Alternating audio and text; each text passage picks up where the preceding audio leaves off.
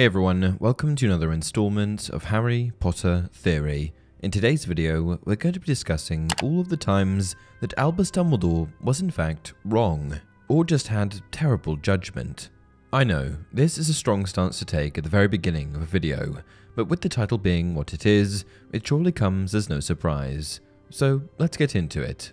Dumbledore was many things throughout the Harry Potter series: mentor to our young protagonist, Harry, Hogwarts professor turned headmaster, loyal member of the Order of the Phoenix, a wizarding legend in his own right. He was also quite frequently just plain wrong.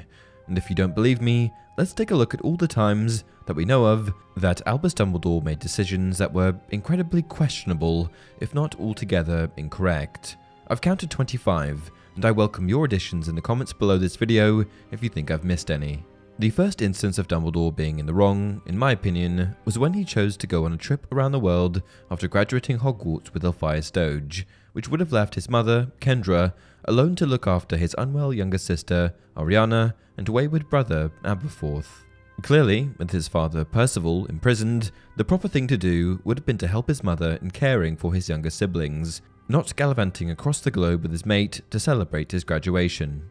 After Ariana accidentally killed their mother in an uncontrollable outburst of magic, Albus had to cancel his trip with Elphias, return to Godric's Hollow, and care for his younger siblings. His reaction to this was quite obscene, being that he was more bitter at having to alter plans for his future than he was saddened by the sudden loss of his mother.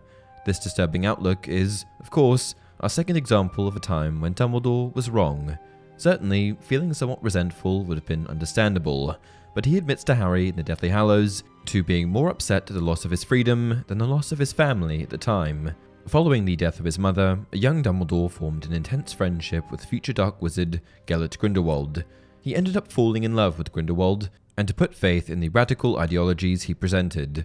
As it turned out, Grindelwald wasn't just interested in debating the theoretical pursuit of power, but was serious about the subjugation of Muggles, amongst other terrible things, making it clear that Dumbledore's trust in and feelings for Grindelwald were quite misplaced.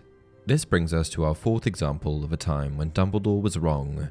Despite having recognized Grindelwald's dangerous and unpredictable nature, Albus engaged in an argument with Gellert in the presence of his unwell sister, Ariana. This argument turned deadly, as a stray spell ended up killing the poor girl. Quite obviously, it would seem, Dumbledore never should have jeopardized his family's well-being by being so reckless with their presence. Whether it was out of love or fear, Dumbledore waited almost half a century before challenging Grindelwald.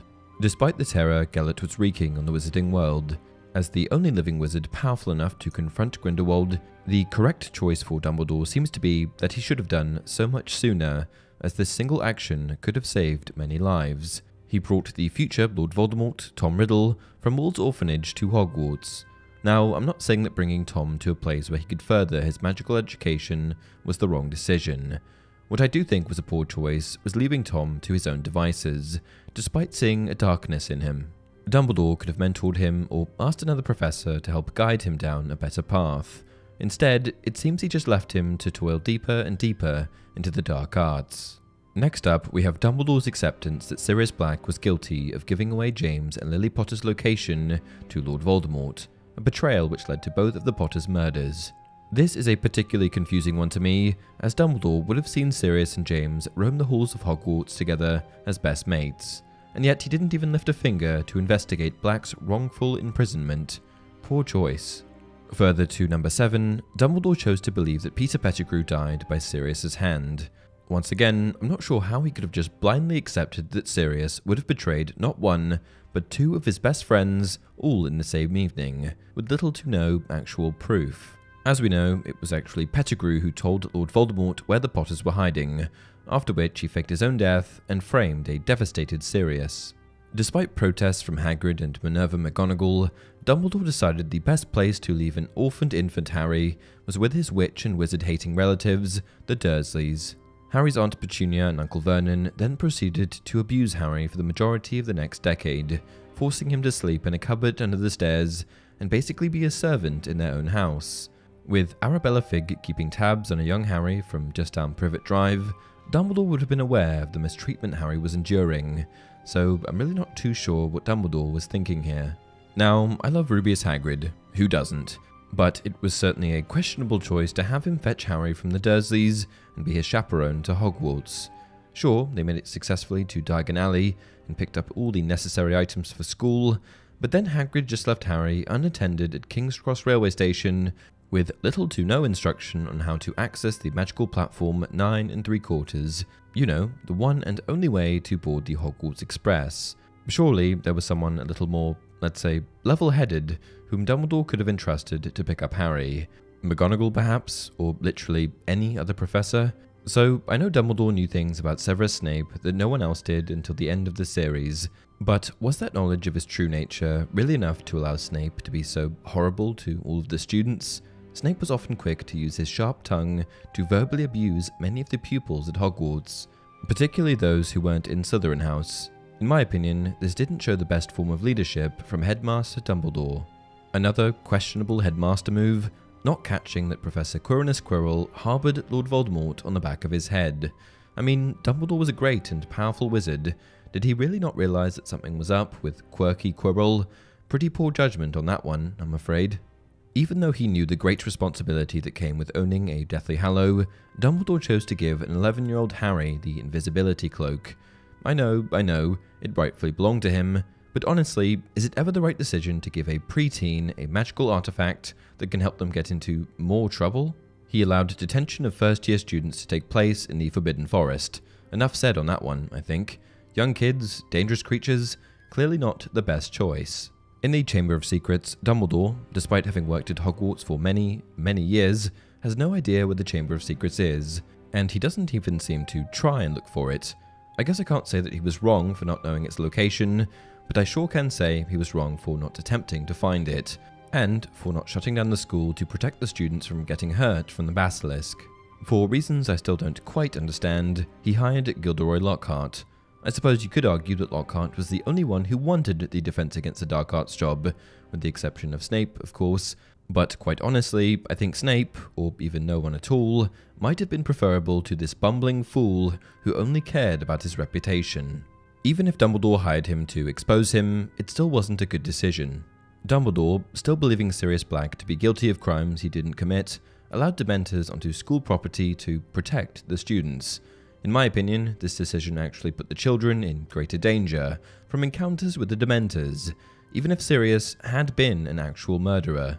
Why in Merlin's Beard does Dumbledore only offer the Time Turner as a solution once throughout the entire series? You know, the thing Harry and Hermione use to go back in time in The Prisoner of Azkaban. I know you can't frequently meddle with the space-time continuum or whatever, but surely there were a few other instances in which they could have used it to go back in time and save a wizard or two. There are, of course, many laws in place around its use, but I personally think it was wrong of him not to have allowed anyone to use this particular device ever again. He's wrong about Alistair Mad-Eye Moody in The Goblet of Fire, as he doesn't recognise that an imposter, Barty Crouch Jr., has used Polyjuice Potion to take his place. With all his years of experience, you'd think Dumbledore would have noticed that something was a little off, don't you? A little bit embarrassing if you ask me. Dumbledore allowed an underage Harry to participate in the Triwizard Tournament, initially, and wrongfully, questioning whether Harry entered his own name.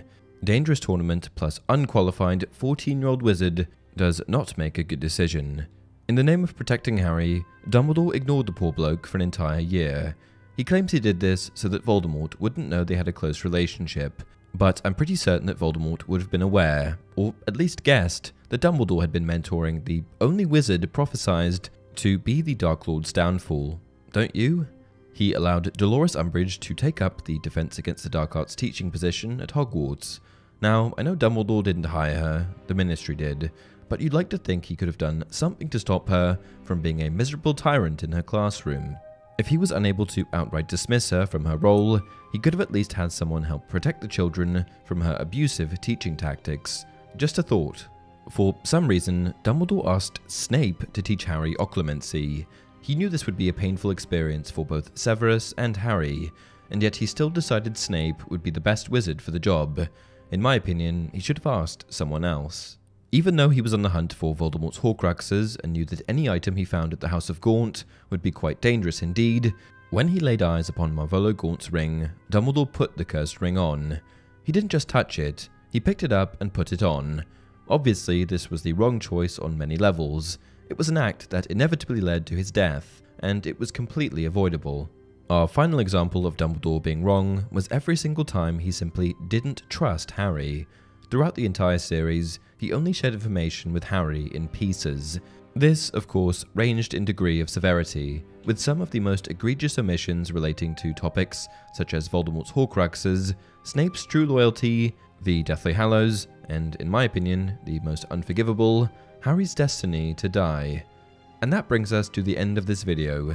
Now, if you don't agree with some of these, let me know why in the comments below. But I warn you, even Dumbledore himself admitted to being wrong every once in a while. "But you think you're right," said Harry. "Naturally I do, but as I have already proven to you, I make mistakes like the next man. In fact, being, forgive me, rather cleverer than most men, my mistakes tend to be correspondingly huger."